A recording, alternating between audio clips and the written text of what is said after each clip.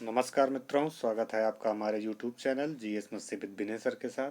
आइए जुड़ते हैं यूपीपीसीएस समीक्षा अधिकारी को ध्यान में रखते हुए कुछ महत्वपूर्ण टॉपिक के साथ जीव विज्ञान की स्टार्टिंग करते हैं और डेली एक वीडियो जीव विज्ञान से संबंधित देने की कोशिश करूंगा जो कि बहुत ही शार्ट में हो। आइए देखते हैं। सामान्य परिचय देख लिया जाए। जीव विज्ञान, बायोलॉजी, अंग्रेजी में बायोलॉजी करते हैं। शब्द के प्रथम प्रयोगकर्ता कौन थे? लैमार तथा ट्रेविरेनस थे। कौन थे? लैमार तथा ट्रेविरेनस थे। डायरेक्ट पूछ लेता है। जनक, जीव विज्ञान का जनक किसे कहा जाता है? तो जीव विज्ञान का जनक अरस्तु को कहा जाता है। यहाँ से क्वेश्चन पूछे जाते हैं, इन शब्दों को ध्यान में रखिएगा। कुछ जीव विज्ञान की प्रमुख शाखाओं के बारे में देख लिया जाए। जैसे जंतुओं के अध्ययन को क्या कहते हैं? क्या कहते हैं? जूलॉजी कहते हैं। जूलॉजी कहते हैं। पादपों के अध्ययन को बॉटनी कहते हैं। क्या कहते हैं? बॉटनी कहते हैं। डायरेक्ट पूछता है यहाँ से। मृदा का अध्ययन क्या कहलाता है? हो सके मिलान लगाने के लिए कह दे, डायरेक्ट पूछ दे। पैडोलॉजी, पैडोलॉजी कहते हैं। मनुष्य की वृद्धावस्था संबंधित अध्ययन जेरेंटोलॉजी कहलाती है। वृद्ध जब व्यक्ति हो जाता है उसके बारे में जो अध्ययन किया जाता है जेरेंटोलॉजी होता है। अस्थियों का अध्ययन जो किया जाता है ऑस्टियोलॉजी कहलाता है। अस्थियों का अध्ययन किसके आधार पर किया जाता है? ऑस्टियोलॉजी। किसके अंतर्गत? ऑस्टियोलॉजी के अंतर्गत किया जाता है। उसके बाद हम पहुंचते हैं, अस्थियों का अध्ययन हो गया। हमारी त्वचा का अध्ययन डर्मेटोलॉजी। यहाँ से भी मिलान आपके लगा सकता है, डर्मेटोलॉजी। डर्मेटोलॉजी इस प्रकार से किसका अध्ययन किसके अंतर्गत किया जाता है? यहाँ से क्वेश्चन बनते हैं। पोषण विधियों का अध्ययन ट्रोफोलॉजी के अंतर्गत किया जाता है। जो पोषण विधियाँ होती हैं, अगर डायरेक्ट पूछ ले किसके अंदर किया जाता है? ट्रोफोलॉजी के अंतर्गत किया जाता है। उभयचर सरीसृपों का अध्ययन हर्पेंटोलॉजी के अंतर्गत किया जाता है। जो उभयचर होते हैं इनके अंतर्गत हम क्या करते हैं? हर्पेंटोलॉजी। आगे कुछ विभिन्न शब्दावलियों को देख लिया जाता है जो डायरेक्ट देखने को मिलती हैं। एपीकल्चर बहुत ही इम्पोर्टेंट है। आपको ये मधुमक्खी दिख रही होगी। एपीकल्चर का संबंध मधुमक्खी पालन से है। एवीकल्चर पक्षी पालन से है। पीसी कल्चर मछली पालन से है। सेरीकल्चर रेशम कीट पालन हो जाएगा। सिल्वीकल्चर वन संवर्धन। सेरी सिल्वी में लोग फंस जाते हैं, तो सेरी का मतलब होता है रेशम कीट और सिल्वी कल्चर का मतलब होता है सिल्वी। सिल्वी लगा देना वन संवर्धन से, वह जहाँ पे आ जाए वहाँ पे वन कर देना।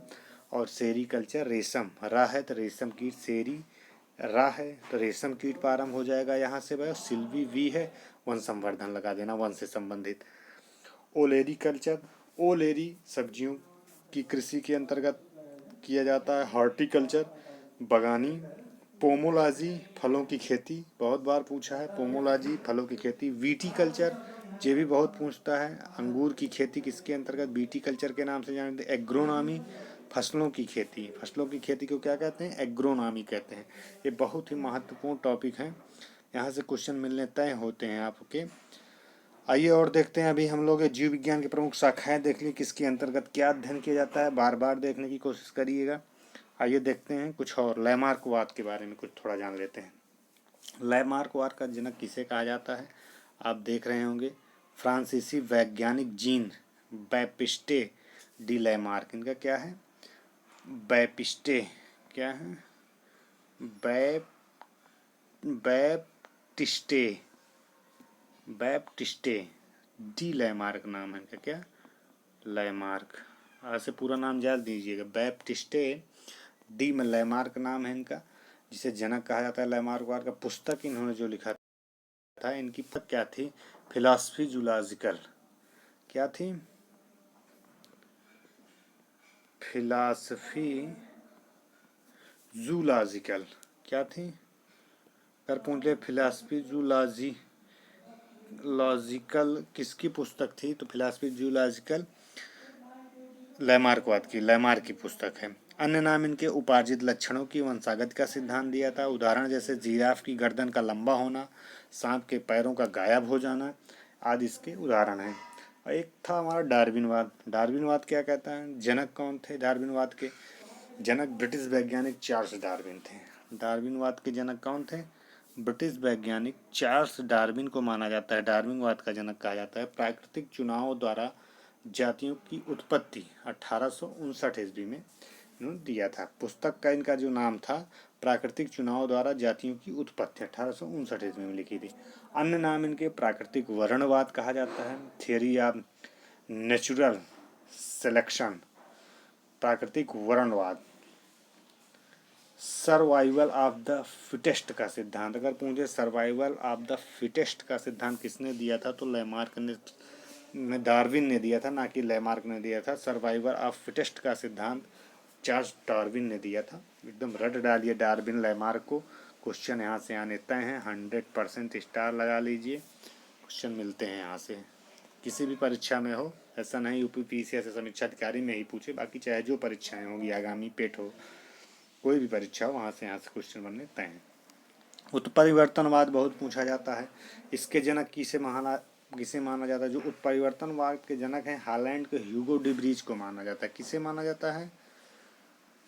ह्यूगो डी व्रीज उत्परिवर्तनवाद का जनक माना जाता है ह्यूगो डी व्रीज को। प्रयोग वस्तु क्या थी? सांद प्रिमरोज था, आइनोथेरा लेमार्कियाना। अन्य नाम उत्परिवर्तन का सिद्धांत, म्यूटेशन थियरी जिसे कहते हैं। तो ये कुछ टॉपिक थे, आगे और बढ़ते हैं हम। डेली कुछ ऐसे वीडियो हम लोग करते चलेंगे, ऐसे टॉपिकों को देखते चलेंगे। घास की उपलब्धता से अगली टांगों व गर्दन के कम उपयोग के कारण इन अंगों की कम लंबाई हो गई। जैसे यहाँ पे दिख रहा है लैमारवार के अंदर अंगों का प्रयोग अनुप्रयोग का प्रभाव, जिराफ के उत्परिवर्तन का चित्र देख लिया जाता है।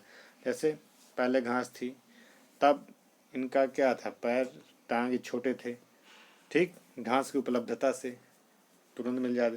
धीरे धीरे घास खत्म हुई, ये देखिए इसकी लंबाई थोड़ा और बढ़ी, घास और कम हो गई और इनको वनस्पतियों पे डिपेंड होना पड़ गया और ऊंचाई बढ़ गई। जैसे जैसे वनस्पतियाँ ऊपर भगती गई वैसे वैसे इनकी गर्दन क्या होती गई, ऊपर उठती गई। तो ये जो सिद्धांत दिया था लैमार्क ने दिया था, ऊंचे वृक्षों की पत्तियां खाने के लिए अगली टांगों व गर्दन का अधिक उपयोग होने के इन टांगों की लंबाई अधिक हो गई। ये लैमार्कवार का साफ उदाहरण देखने को मिलता है। जीव जंतुओं का विकास क्रम देख लिया जाए। जीव जंतुओं का विकास क्रम कैसे हुआ था? जैसे महाकल्प में बांटते हैं इसे, कल्प में बांटते हैं, घटना क्या थी? जैसे प्रोटेरोजोइक, एक प्रोटेरोजोइक था जो कल्प है, महाकल्प है। इसमें जो घटना हुई थी, प्रथम मेटाजोआ जंतुओं का पहला चिन्ह मिला था। अगर पूछे प्रथम मेटाजोआ या जंतुओं का पहला चिन्ह किसमें मिला था? प्रोटोरोजोइक काल में मिला था। पैलियोजोइक जो इसे कहते हैं कैम्ब्रियन कल्प इसका था। प्रथम मछली, अगर पूछे प्रथम मछली का चिन्ह कहाँ मिला? प्रथम रज्जुकी पैलियोजोइक में, कैम्ब्रियन काल। और इसको कई भागों में डिवाइड करते हैं, आर्डोविशियन, सिल्यूरियन, डेवोनियन, कार्बोनिफेरस और पर्मियन में। ये पैलियोजोइक के इतने पार्ट हैं। इनमें देख लेते हैं, जैसे कैम्ब्रियन में प्रथम मछली, प्रथम रज्जुकी, आर्डोविशियन में मेटाजोअन जीवों का विकास, सिल्यूरियन में प्रथम संवहनी युक्त धारातलीय पौधे, डेवोनियन में प्रथम उभयचर जबड़े वाली मछलियाँ थीं, कार्बोनिफेरस में प्रथम सरीसृप बीजयुक्त फर्न्स थे, पर्मियन सरीसृपों की उन्नति थी। अगला देखते हैं मेसोजोइक में क्या था, जिसे सरीसृपों का युग कहा जाता है। अगर पूछे सरीसृपों का युग किसे कहा जाता है? मेसोजोइक को कहा जाता है। इसका जो कल्प था ट्रियासिक था। प्रथम स्तनपायी अगर पूछे कहाँ पाए जाते हैं, कहे गए थे मेसोजोइक में प्रथम स्तनपायी। प्रथम डायनासोर का जिक्र किया जाएगा मेसोजोइक में। इसे 3 भागों में डिवाइड किया था, एक जुरासिक और क्रेटेशियस। जुरासिक में पहला चिड़िया का विकास, डायनासोर की उत्पत्ति माना जाता है। और क्रेटेशियस में डायनासोर की विलुप्ति, पहले प्राइमेट का विकास, फूल वाले पौधों की उत्पत्ति हुई थी क्रेटेशियस युग में। मेसोजोइक के अंतर्गत जो आते हैं। अगर देखते हैं सेनोजोइक, सेनोजोइक के अंतर्गत क्या आता है, पैलियोजीन, नियोजीन और क्वार्टरनरी थी। इसमें नियोजीन के अंदर स्तनपायियों में विविधता पाई गई, क्वार्टरनरी में मानव का उद्विकास हुआ। मानव का उद्विकास सेनोजोइक में हुआ था, जिसे क्वार्टरनरी युग में कहते हैं। डायरेक्ट पूछ सकते हैं मानव का उद्विकास क्वार्टरनरी कल्प में हुआ था। मित्रों, यह कुछ जीव विज्ञान से संबंधित तथ्य थे जिसको मैं आपके सामने रखने की कोशिश किया। इसे रट डालिए, यहाँ से क्वेश्चन मिल लेते हैं। मैं आगे ऐसे वीडियो लाता रहूँगा। तब तक के लिए धन्यवाद मित्रों।